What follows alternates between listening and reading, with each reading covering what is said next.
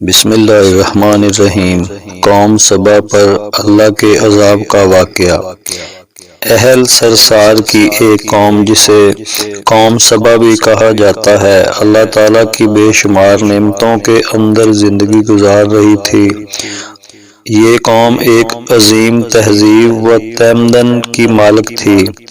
حضرت داؤد علیہ السلام اور حضرت سلیمان علیہ السلام کی باعظمت حکومتوں کے بعد ان کی حکومت زبان زد خاص عام تھی۔ کہا جاتا ہے کہ یہ لوگ گندم کے مغز سے آٹا پیس کر روٹیاں پکاتے تھے، لیکن اس کے برعکس وہ اس قدر اسراف کرنے والے اور ناشکرے تھے کہ انہی روٹیوں کے ساتھ بچوں کا پخانہ صاف کرتے تھے۔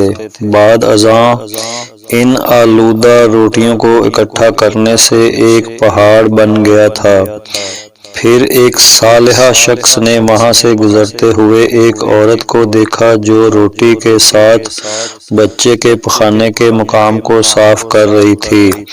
اس شخص نے عورت سے کہا، تیرے اوپر افسوس، خدا سے ڈر، کہیں ایسا نہ ہو کہ خدا تیرے اوپر اپنا غضب ڈھائے اور تجھ سے اپنی نعمت چھین لے۔ اس عورت نے جواب میں مذاق اڑایا اور مغرورانہ انداز میں کہا، جاؤ جاؤ، گویا کہ مجھے بھوک سے ڈرا رہے ہو۔ جب تک سرسار جاری ہے، مجھے بھوک سے کسی قسم کا کوئی خوف نہیں ہے۔ کوئی زیادہ عرصہ نہیں گزرا تھا کہ اللہ تعالیٰ نے ان لوگوں پر اپنا غضب ڈھایا۔ پانی جو کہ زندگی کی بنیاد ہے ان لوگوں سے چھین لیا، یہاں تک کہ قحط نازل ہوا۔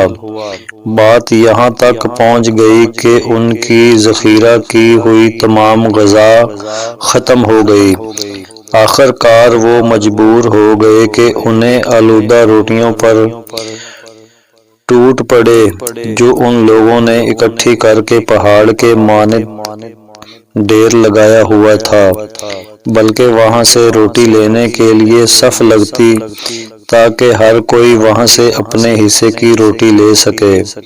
کفران نعمت، قحط اور ان کی بدحالی کے بارے میں متعدد روایات موجود ہیں۔ سورہ نحل کی آیت نمبر 112 اور 113 میں یوں ارشاد ہوتا ہے، اور اللہ نے اس بستی کی بھی مثال بیان کی ہے جو محفوظ اور مطمئن تھی۔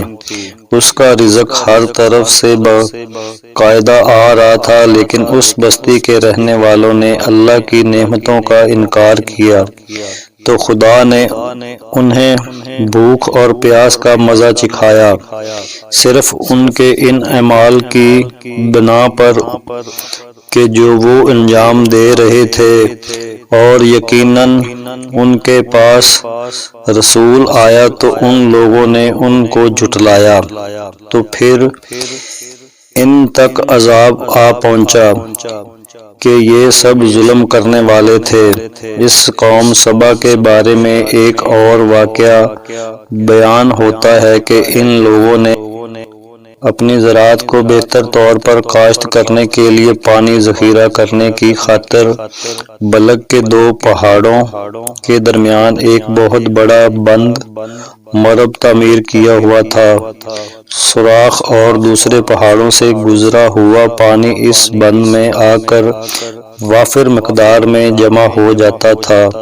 قوم سبا نے اس پانی سے صحیح طور پر استفادہ کرتے ہوئے وسیع و عریض اور بہت سے خوبصورت باغ لگائے اور کھیتی باڑی کو رونق بخشی۔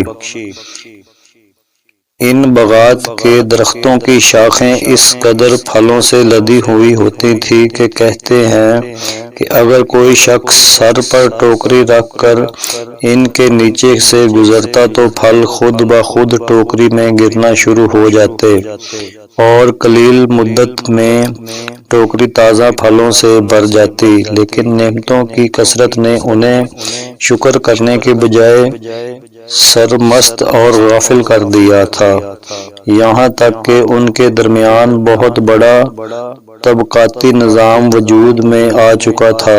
ان میں سے صاحب اقتدار لوگوں نے کمزوروں اور ضعیفوں کا خون چوسنا شروع کر رکھا تھا، یہاں تک کہ ان لوگوں نے خدا سے ایک احمقانہ التماس کیا جس کا ذکر سورہ سبا کی آیت نمبر 19 میں ملتا ہے۔ انہوں نے کہا، خدایا ہمارے سفروں کے درمیان فاصلہ زیادہ کر دے۔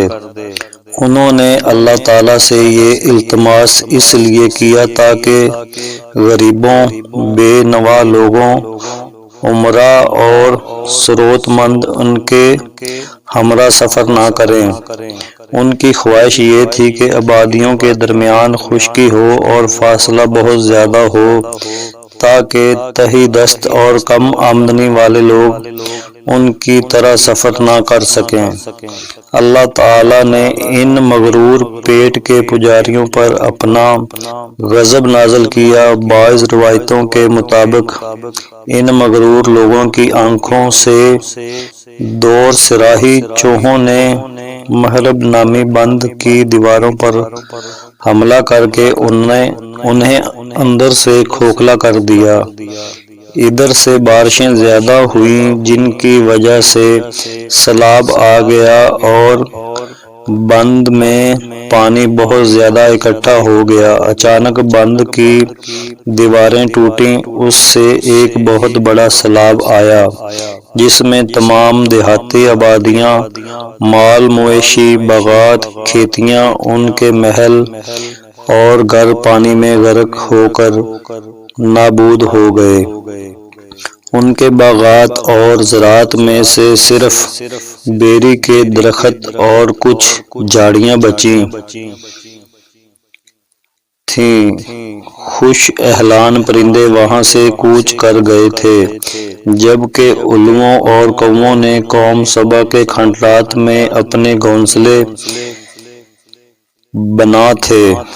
اس بات کا ذکر سورہ سبا کی آیت نمبر 15 اور 16 میں ملتا ہے، اور آخر میں سورہ سبا کی آیت نمبر 17 میں قرآن کریم میں اس واقعہ کا یوں نتیجہ نکالا ہے، یہ ہم نے ان کی ناشکری کی سزا دی ہے اور ہم ناشکروں کے علاوہ کسی کو سزا نہیں دیتے۔